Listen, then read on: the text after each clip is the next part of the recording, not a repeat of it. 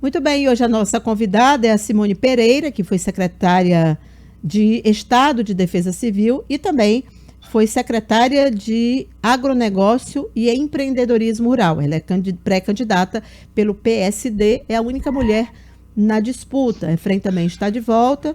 Bom dia aqui para a Simone Pereira. Bom dia, Simone. Seja bem-vinda.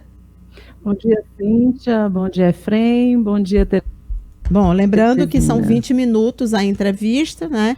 Então, nós estamos iniciando agora às 7 horas e 45 minutos. Simone, olhando aqui no seu currículo, né, a Defesa Civil, e hoje a gente já teve vários questionamentos aqui sobre a Defesa Civil. Quero saber de você que tem um problema grave em Teresina, que são as queimadas. É um problema que não é resolvido, é um problema crônico, que não é resolvido e a cada ano se agrava ainda mais. Quero saber de você se você tem, enquanto pré-candidata, projetos referentes ao meio ambiente. E quais são eles? Se eles incluem, por exemplo, um trabalho mais rigoroso de combate às queimadas e outros crimes ambientais na cidade.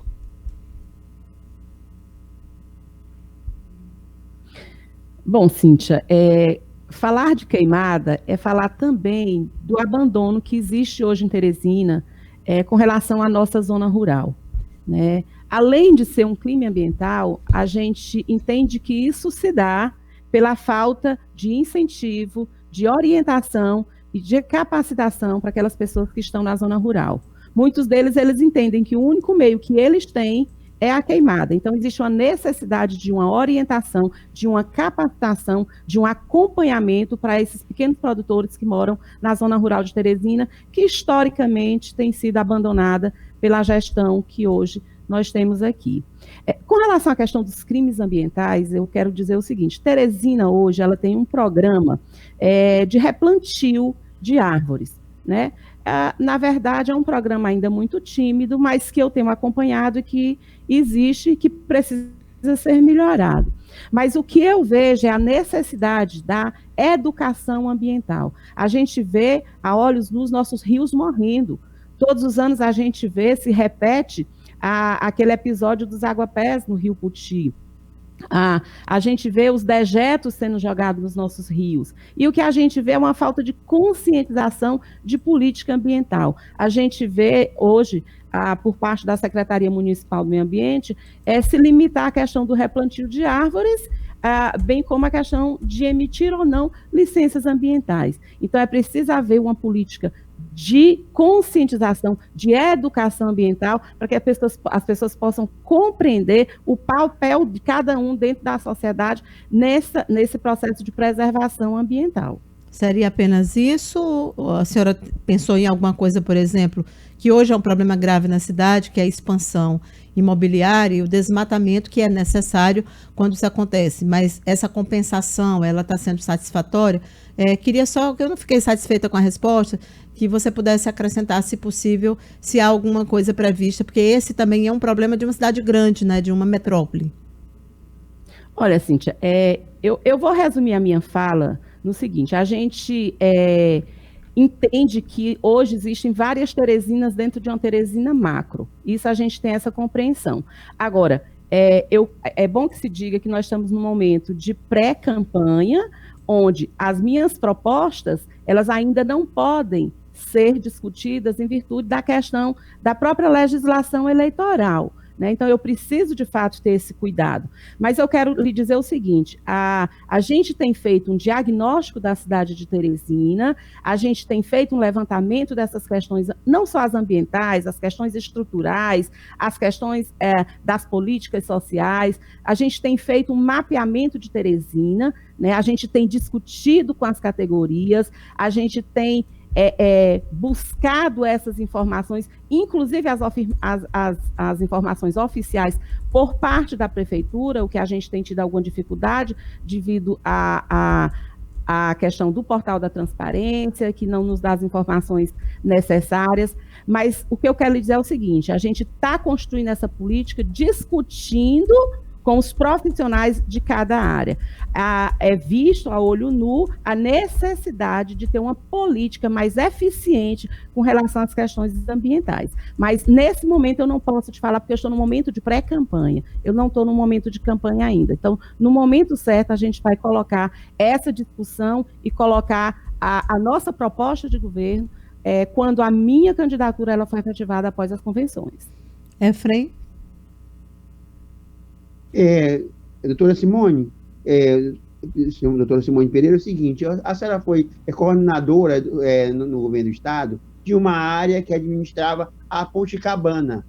A Poticabana, apesar de ser muito bonita, é muito problemática, porque às vezes funciona, todo mundo fica passeando lá, fazendo piquenique, fazendo prática, depois não funciona, e no período que ela exerceu, me parece que teve alguns problemas, questão de pagamento de pessoas, questão de não funcionamento de algumas áreas. Eu queria saber, senhora, como candidata a prefeito, como é que a senhora vai cuidar da Poticabana e por que ela não dá certo de fato?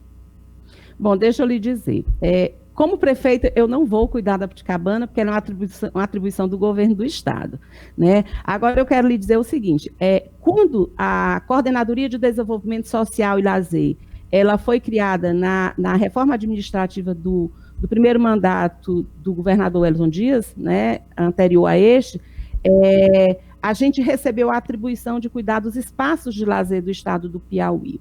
Nós fizemos uma política de reestruturação da Poticabana e buscamos transformar aquele espaço num espaço que fosse aberto às famílias. Não sei se você lembra, mas você fez essa colocação de que algumas famílias vão lá fazer piquenique. De fato, quando a gente iniciou a gestão, que a gente procurou atrair as famílias para o parque, a gente viu exatamente o que você falou. Famílias que iam lá, inclusive, para fazer festinhas de aniversário das crianças com o tema de piquenique. Uma das primeiras atitudes que eu tomei foi baixar uma portaria proibindo a venda de bebida alcoólica dentro daquele espaço, uma vez que ele é um espaço de prática esportiva e, consequentemente, de incentivo à preservação da saúde, né? Na época, devido a gente estar vivendo uma dificuldade econômica, não só no estado do Piauí, mas a nível de Brasil, nós tivemos, sim, algumas dificuldades para pagar pagamentos terceirizados. Houveram atrasos nesse pagamento, mas não era uma questão da gestão da Coordenadoria de Desenvolvimento Social, mas era devido a uma crise econômica que assolava não só o nosso país, mas também ao nosso estado. E crise essa que fez com que a gente buscasse algumas inovações. Por exemplo, nós fizemos uma parceria com a Rede Globo de Farmácia, onde a Rede Globo de Farmácia ela nos fornecia os materiais de primeiros socorros de forma gratuita e nas placas que demarcavam a quilometragem no espaço onde as pessoas faziam o Cooper, a gente colocava a logomarca da Rede Globo de Farmácia.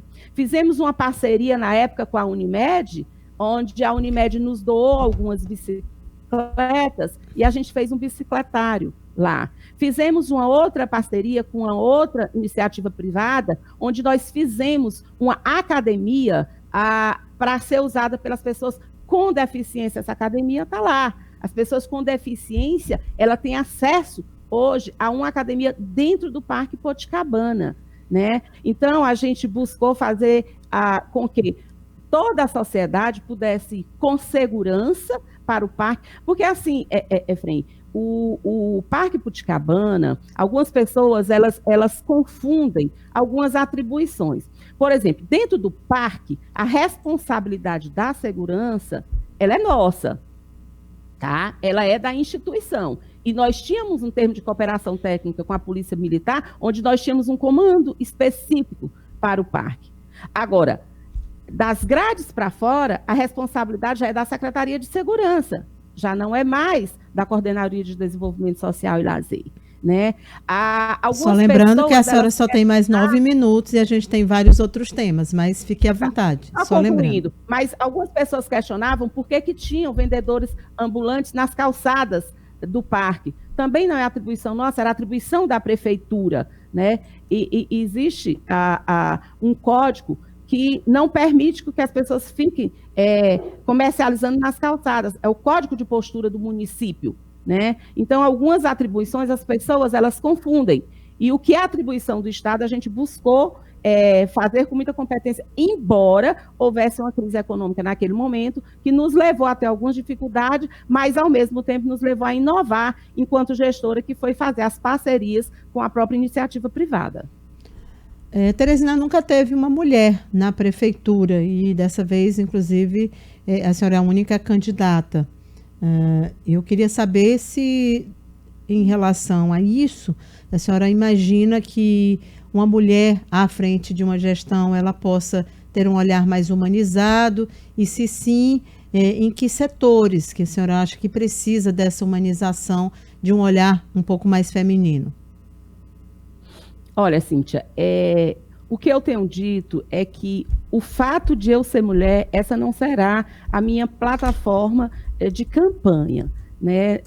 Na verdade, eu entendo que o fato de ser mulher faz com que a gente tenha um olhar diferente, porque a mulher, ela tem algumas características que diferem um pouco da forma do homem administrar, né? A mulher, ela tem um olhar de mais sensibilidade, ela tem um olhar mais protetor, ela tem um olhar de mais comprometimento, né?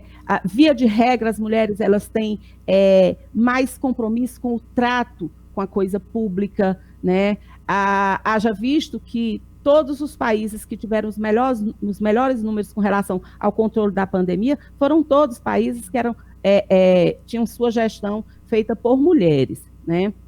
Então, o fato de eu ser mulher vai fazer com que eu tenha, de fato, um olhar mais sensível, como você falou, para a forma de fazer gestão. O que eu digo é que Teresina hoje está precisando de uma gestão que seja feita com amor e com responsabilidade. Mas é importante que se diga que não é apenas o fato de ser mulher que me credencia a querer administrar os rumos da minha cidade, mas é o fato de, além de eu ser mulher, de eu ter essas características que, de certa forma, humaniza a forma de fazer gestão, eu também tenho um currículo que me credencia a isso, uma experiência administrativa, uma formação acadêmica, né, e todo um conhecimento, porque eu não sei se vocês sabem, mas eu saí dos movimentos sociais, eu sou uma mulher que moro hoje na periferia de Teresina, né, e que eu conheço a realidade da periferia de Teresina, conheço as necessidades, e por ser uma técnica da área da assistência social, eu tenho uma visão mais ampla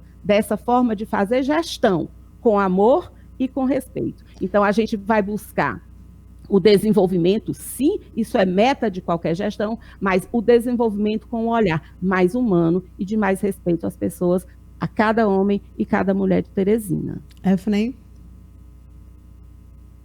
Doutora, o que a senhora pensa em implantar em sua, se for eleita, quantas creches novas em Teresina?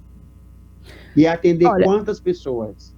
Olha, Efraim, a gente não vai, nesse momento, mensurar, né? Mas o que a gente vê, né, é que a Prefeitura de Teresina, embora tenha tido vários avanços com relação à questão da educação, mas essa política das creches, ela é uma coisa muito recente dentro de Teresina, né? Então, o que eu posso lhe dizer com toda certeza, eu não vou mensurar lhe dizer, olha, na minha gestão eu vou fazer tantas creches, mas o que eu vou lhe dizer é que vai ser uma política de incentivo, sim, inclusive incluindo a zona rural de Teresina, né, que é muito deficitária com relação à questão deste atendimento, e dizer que, por eu entender, como assistente social que eu sou, a importância da educação, que deve começar ainda na primeira infância, a gente vai sim fazer uma política de incentivo a essas creches. Porque o que a gente vê hoje há muitos jovens envolvidos no mundo da criminalidade e no mundo das drogas.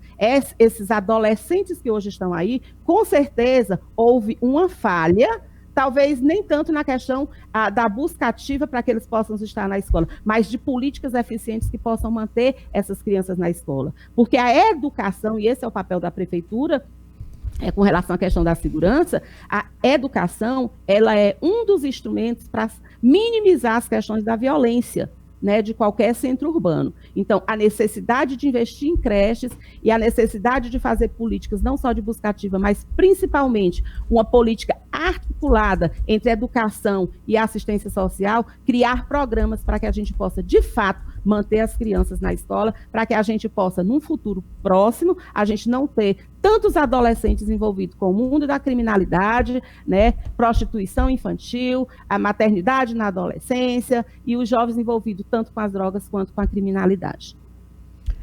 Muito bem. O Efraim falou especificamente de creches, né, mas eu preferi ampliar mais a questão para a educação. Nós temos hoje projetos de escola integral, em que aspecto a sua gestão poderia incrementar, digamos assim, esse processo de educação que é premiado em Teresina. Olha, Cíntia, eu não seria, né, inconsequente de dizer que a educação de Teresina não houve avanços. O que eu vejo é que existem algumas escolas que são modelo, tudo bem, mas o que existe é a necessidade de se ampliar isso para toda Teresina. Existem algumas escolas que são premiadas, mas essa não é a realidade da totalidade de Teresina, tá certo? A importância da educação integral, ela se dá pelo fato de que, o que eu abordei agora há pouco, a criança, quando ela não está na rua, quando ela não está na ociosidade e que ela está sendo orientada, ela tem uma tendência muito maior de ser um adulto, né, que vai ter vai ser uma mão de obra especializada, que vai ter uma profissão, que vai ter acesso ao mercado de trabalho, né? Então, a gente precisa, de fato, incentivar, né, e incrementar essa política de educação integral, que eu vejo como uma saída para muitos dos problemas e das mazelas sociais que nós temos na nossa cidade. Agora, o que eu defendo, de fato, é que a educação, ela precisa ser feita de forma articulada com outras políticas públicas. A articulação das políticas é que faz com que, de fato, os programas sociais eles possam ser eficientes. Efraim? Como é que o senhor vai agir contra hoje o não uso das calçadas, porque a prefeitura, como poder público, não age para fiscalizar, para uniformizar as calçadas? Tem calçadas com escada, tem calçadas com obstáculos, se hoje o pedestre, hoje, caminho Teresina... 3 minutos, Efraim, 3 minutos. Ocupadas. Queria saber da senhora o que ela pode fazer em relação a isso. Olha, Efraim, aí a gente envolve várias questões, né? Inclusive a questão da acessibilidade, né? O que a gente vê são calçadas hoje dentro de Teresina que são com alturas diferentes, com dificuldade de acessibilidade, né? A dificuldade dos transuentes, porque existe um código de postura, mas não existe a fiscalização, né? E eu tenho dito o seguinte: a necessidade de se criar leis de proteção social, mas se criar instrumentos para que isso possa ser, de fato, exercido da forma que a população tem direito, né?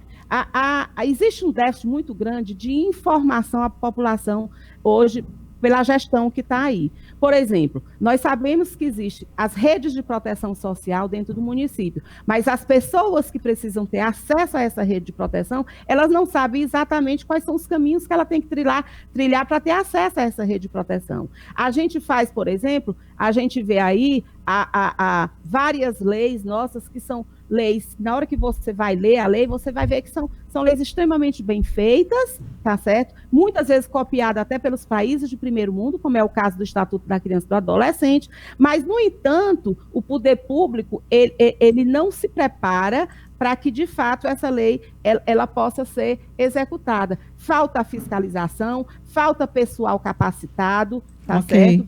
E falta, principalmente, a vontade política de se fazer a eficiência dessas leis, elas serem de fato, e atender a demanda da população, que é para quem essas leis são feitas. Muito bem.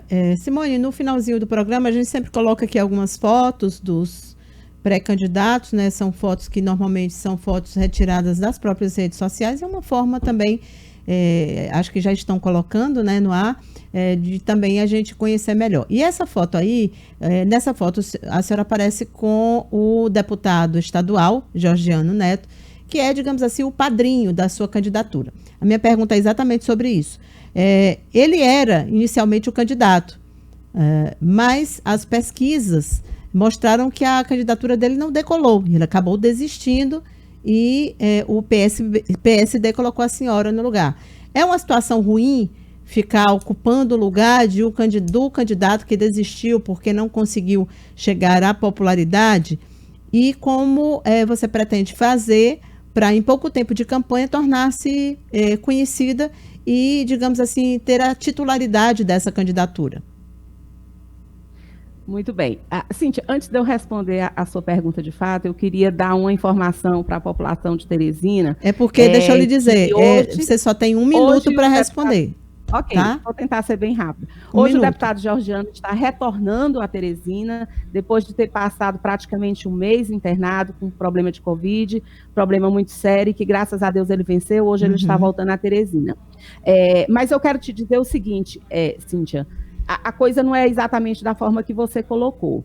O deputado Georgiano foi o deputado mais votado da história do Piauí, com 80 mil votos.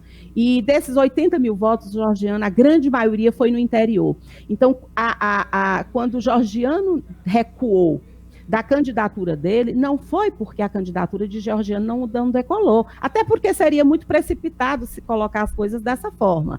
O deputado Georgiano, ele recuou da candidatura dele por uma pressão que ele recebeu dos municípios onde ele é votado, porque esses prefeitos, esses vereadores, essas lideranças, eles entendem que a necessidade da presença Simone, seu tempo acabou. Por ser muito atuante, era urgente. Desculpa informar, mas o seu tempo acabou. Quero te dizer para toda a Teresina que é uma honra ter sido escolhida pelo meu partido para substituir a candidatura do deputado Georgiano. E quero lhe dizer que dentro de muito pouco tempo, muito toda bem, a Teresina Simone vai saber quem é Simone Pereira, obrigada. E para que de fato ela veio, para transformar a Teresina, sua cidade. Obrigada, boa sorte na sua candidatura, um bom dia para você. Obrigada pela entrevista mais uma vez. 8h07, vamos seguindo aqui com o nosso Notícias da Bolha. Você participa com a gente, deixa sua mensagem, deixa o seu recado